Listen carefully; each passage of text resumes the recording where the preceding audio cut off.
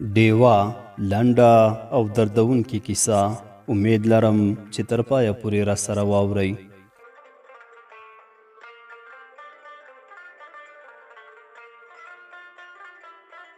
د ماخوستن له لمانځه لږ وخت تیر و. لا د کلي ځوانان د کورونو تر دروازو نه و رسېدلي چې د کلي چوپتیا د ټوپکو غږونو په سر واخیسته. له لومړي ډز سره باقي ګل اکا پر خپل ځای رانیغ شو او د سترګو په وړاندې د زوی څېره ودرېده. مېرمن یې هم په پوښتونکي نظر ورته وکتل. تمه کېده چې ډزې به ختمې شي، خو له یوې شېبې نه بلې ته یې زور واخیست. باقي ګل اکا له اندېښنې په ډکه څېره خپلې مېرمنې ته وویل: خدای دې خیر کړي چې بیا څه ټکه را پرېوته، یا الله ته رحم وکړي. مېرمن یې هم اندېښمنه وه، خو له ملامتۍ څخه د خپل زوی د ژغورلو په خاطر یې وویل: سړیه خوله دې په خیر خوځوه، خدای به خیر کړي. که خدای کول هیڅ به هم نه کیږي. خو د باقي ګل اکا حوصله ونه شوه او ویې ویل: هو بېشکه چې الله مهربانه دی، خو زما اندېښنه ستا دغه نازولي زوی ته ده. ته ګوره نیمه شپه شوه، خدای له تر اوسه کور ته نه دی راغلی. نه پوهېږم څه ورته ووایم، څنګه یې راوګرځوم، له ما نه خو یې لار ورکه کړې ده. خدای مه کړه کوم غم راته رانوړي او یا مو په کوم غم اخته نه کړي. مېرمنې دا ځل خپل غږ اوچت کړ او ویې ویل: سړیه ته ولې داسې وایې؟ دومره بد هم نه دی لکه دا څنګه چې ته وایې، خو ځوان دی، د باندې ګرځي، اوس به راشي. باقي ګل اکا په غوسه په خپل ځای کې د زوی تر راتلو پورې چوپ کېناسته، خو ډزو لا پسې زور واخیست. همداسې په شدت روانې وې. دا ویره یوازې په باقي ګل اکا نه بلکې په ټول کلي خپره وه. د ټولو کلیوالو یو بل ته اندېښنه وه چې څه خبره به وي. د باقي ګل اکا مېرمن چې اوس یې په څېره کې د اندېښنې نښې له ورایه څرګندې وې، سترګې په وره کې ګنډلې وې چې زوی به څه وخت کور ته راځي. ښه ځنډ وروسته د کلا د وره غږ پورته شو. نعمت په خوشحاله څېره راننوت، خو د پلار څېره چې ولیده نو په خبرو یې پیل وکړ او ویې ویل: پلاره دا ډزې د خوشحالۍ ډزې دي، زمرک ته یې کوزده وکړه، نو ځکه زه هم. پلار یې چې تر دې دمه په سره تبۍ ناستو خبرې یې ترې واخیسته او ویې ویل: خدای دې بختوره کړي، خو زویه ته له داسې خلکو څخه لرې اوسه. موږ غریب خلک یو، ته ځې او د ملکانو له زمنو سره انډیوالۍ کوې. زویه دا په بلاګانو سره خلک دي، هم یې په نورو ورولي او هم خپله ورسره لاس او ګرېوان دي. نوره دې خوښه ستا او ستا د مور وي. نعمت په غرور او بې تفاوتۍ وویل: پلاره ته څه وایې؟ ته اوس زوړ شوی یې، د نن ورځې په خبرو نه پوهېږې. دا خو زما بخت دی چې د کوز او بر کلي هلکان مې ملګري دي. په تېره بیا د دواړو ملکانو زامن زما ملګرتیا خوښوي. ته خپله فکر وکړه چې د زمرک کوزدې ته یې زه غوښتی وم، که نه هلته غټ غټ خلک هم وو. بل دا چې هغوی ما ته بلنه راکړې وه. د نعمت پلار پوهېده چې خبرې ګټه نه کوي او زوی په خپل خره سپور دی، خو لکه د وروستۍ خبرې په څېر یې ورته وویل: ته سمه خبره کوې، زه اوس زوړ شوی یم، د کور ټول مسؤلیت ستا په غاړه دی، نو ته باید د ټولې کورنۍ خیال وساتې او د دوی لپاره سمه لاره غوره کړې. نعمت په خندا شو، پلار ته یې وویل: سمه ده پلاره، اوس به ویده شو. پلار یې زوی ته ډېر ځورېده، خو بېوسه و، هغه یې خبره نه منله. د هغې ورځې په سبا د کلي د ملک د زوی د ښادۍ لپاره ټول کلیوال مېلمانه کړل.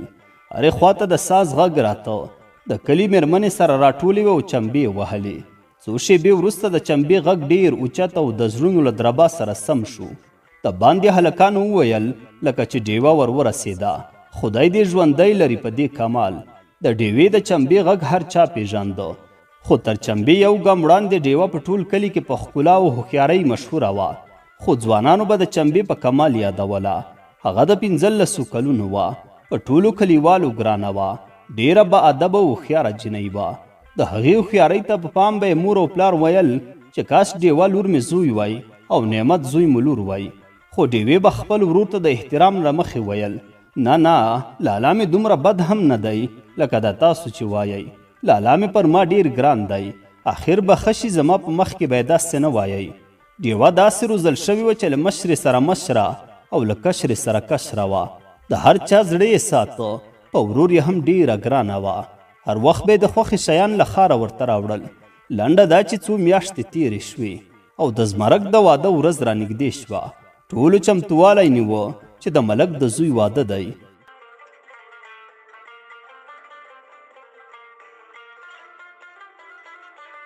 یو سهار چې ډیوه د خوب پر بستر پرته وه، یوه چیغه یې له خولې ووته او په خپل ځای راکېناسته. سترګې ورپولې، دواړه لاسونه یې په مخ کېښودل او ویې ویل خدایه شکر چې خوب و. خو خوب نه و، بلکې د ډیوې د خوب تختونکی و. دې خوب په ډیوه داسې اغیز وکړ چې نور یې رښتونی خوب ورک شو. رنګ یې هم مخ په زیړېدو شو. د لومړۍ ورځې پر مخ اغیزې راښکاره شوې، خو په 2 ورځو کې مور پرې پوه شوه چې پر ډیوې کومه کیسه شوې ده. مور یې ترې وپوښتل لورې دا څو ورځې ښه نه راته ښکارې، ناروغه خو به نه وې؟ ډیوې وویل مورې یو بد خوب مې لیدلی، خدای دې راته خیر کړي. مور یې خبرو ته پرې نه ښود او ویې ویل لورې سړی داسې نه وایي چې بد خوب مې لیدلی، خدای به یې ښه کړي. خو ډیوه ډیره خپه وه او مور ته د خپل خوب کیسه داسې پیل کړه او ویې ویل خوب مې لیده چې یوه ډیوه مې په لاس کې وه، خو له ډیوې سره سره مې لاره نه شوه پیدا کولی او لاره رانه ورکه وه. خو په همدې کې یو خړ سیلاب چاپېره کړم، زه یې هم له ځانه سره په هوا کړم او ډیوه یې هم ډوبه کړه. ډیوه یوه شیبه چوپ شوه، بیا یې وپوښتل مورې چې دا خوب به څه معنا لري؟ مورې خیر دی راته ووایه چې د خوب تعبیر به څه وي. مور یې هم ډېره خفه وه، فکر یې کاوه چې ممکن د ډیوې په ژوند کې کوم توپان راتلونکی دی.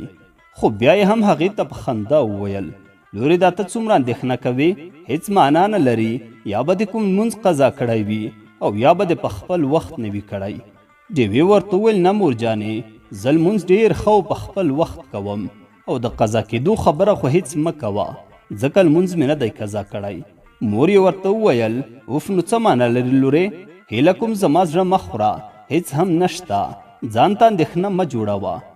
ډیوه غلې شوه، په سوچ کې ډوبه شوه، داسې لکه د یو رښتوني سیلاب پیغام چې چا ورته راوړی وي. لږ ځنډ وروسته له خپله ځایه پاڅېده او خپلو کارونو بوخته شوه. 3 ورځې وروسته د زمرک واده تیار شو. ټول کلیوال راټول وو، هرې خواته خوشحالۍ او سازونه وو. تر ډوډۍ خوړلو وروسته ټول کلیوال په ورا لاړل. ناوې په ډېر شان او شوکت راسپاره کړه او د خپل کلي په لور را روان شول. په لاره کې ټولو ځوانانو د موټر له سره ډزې کولې، چا به لاسونه پړکول او ځینو باتڼونه کول. هرې خواته خوشحالۍ وي. ډیوې هم چمبې ته داسې زور ورکړی وو چې ټولې ښځې ورته ګوته په غاښ پاتې وي او یوې خو به دا غږ هم پرې کاوه چې په لاسونه دې برکت شه، ښاده شي، عمر دې اوږد شه، خوشحاله ژوند ولري. ډیوه به له ځان سره مسکی شوه او ځان سره به یې په سوچونو کې ډوبه شوه. خپل راتلونکي ته خوبونه لیدل، فکر به یې کاوه چې یوه ورځ به دا هم په همداسې شان او شوکت واده شي، ښه ژوند به ولري. خو خپل خوب دې خیالونو ته نه پرېښوده، حتی هیلې هم ورته له اندېښنو ډکې کړې وې.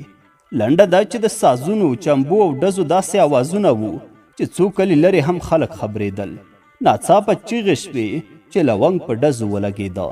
لونګ د کوس کلي د ملک زوی و چې هغه هم په ورات تللی و او هغه هم ډزې کولې. خو خدای خبر چې د چا ګولۍ پرې سیخه شوه، خو غږ یې په نعمت وکړ. د کوم څه نه چې باقي ګل اکا ډېر وېرېده، همغه وشول. ټول کلي کې چوپتیا خپره شوه. په یوه شیبه کې ټولې خوشحالۍ کډه وکړه او ټول کلی غم او چوپتیا لاندې کړ. د لونګ جنازه یې خاورو ته وسپارله. د نعمت کورنۍ خپل زوی پړی په غاړه د لونګ دوی کور ته ورغلل تر څو دې ستونزې ته د حل لاره پیدا کړي. نعمت دوی ته وویل ګورئ ما دا کار نه دی کړی، اصلا دا معلومه هم نه ده چې زما په ډز به لګېدلی وي او که نه، خو بیا هم که دا کار شوی وي دا قصدي پیښه نه وه. زه به ولې خپل ملګری وژنم چې د ورور په شان راته ګران وو. هیله کوم چې زما په خبرو باور وکړئ، هره سزا چې راکوئ زه حاضر او آمده یم. د لونګ کورنۍ ډېرې بدې ردې خبرې ورته وکړې، اما دوی مجبور و چې دا هر څه وزغمي. نعمت ته د پلار خبرې او نصیحتونه وریاد شول. ډېر پښیمانه وو، خو اوس بله ورخه تېرې وې. بالاخره کلیوالو فیصله وکړه چې دا قصدي وژنه نه وه، فقط یوه پیښه وه. نعمت ته به څوک څه نه وایي، خو په دې خاطر چې د دوی په منځ کې کینه پاتې نشي، ډیوه به په بدو کې ورکړي.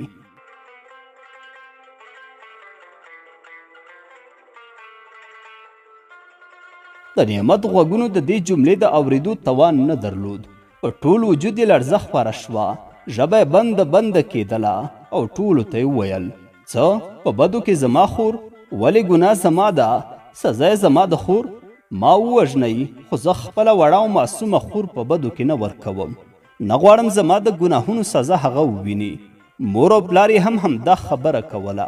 نعمت بیا وویل بله خبره دا ده چې ملک صاحب کله بل مجرد زوی لري. ټول مشران او د ودونو خاوندان دي. یو هم دا ځواني مرګ لونګ چې واده یې نه و کړی. ملک په خپله غږ وکړ څه د خوښۍ او شوق واده خو نه دی چې مجرد زوی مې لټوي. زه خپل ځان ته کوم. په نعمت ځمکه او اسمان یو شول. د ملک غاړې ته لاس واچاوه. وهل او ټکول پیل شول خو هیڅ ګټه یې ونه کړه. څو ورځې وروسته په جرګه کې همدا پریکړه وشوه چې ډیوه به د لونګ پلار ملک ته په بدو کې ورکوي. دا خبره هیڅ چا نشوه منلی، خو دا خبره اوس شوې وه او دا ناوړه دود په بېوزلې ډیوې پلي کېدونکی و. ډیوې لا د ځوانۍ لومړی پسرلی نه و تیر کړی چې خړ سیلاب پرې راورسېده او له داسې چا سره واده کولو ته مجبوره شوه چې د نیکه پر ځای و. نه یوازې دا بلکې د ډیوې د لاس ډیوه هم ډوبه شوه. ډیوې مور ته وویل مورې ما خو دا هر څه په خوب کې لیدلی وو، خو داسې نه پوهېدم چې زما د ژوند خړ سیلاب به دومره زر را رسیږي او تر هر څه د مخه به زما د ژوند ډیوه یعنی لونګ ډوبوي. ای کاش چې رښتینی سیلاب زه وړی وای، تر دې ژوند نه خو مرګ ښه دی. ما ته په واده کې د کلي ښځو دعاوې کولې چې ښه ژوند ولرم. آخر دا مې ښه ژوند دی. ولې مورې ولې داسې وشول؟ مورې ولې زما اواز څوک نه اوري؟ ولې؟ مورې په چیغو چیغو ژړل خو ځواب یې نه درلود. ټول کلیوال خپه وو خو هیڅ ګټه نه درلوده. ډیوه د یو ناوړه دود قرباني شوې وه.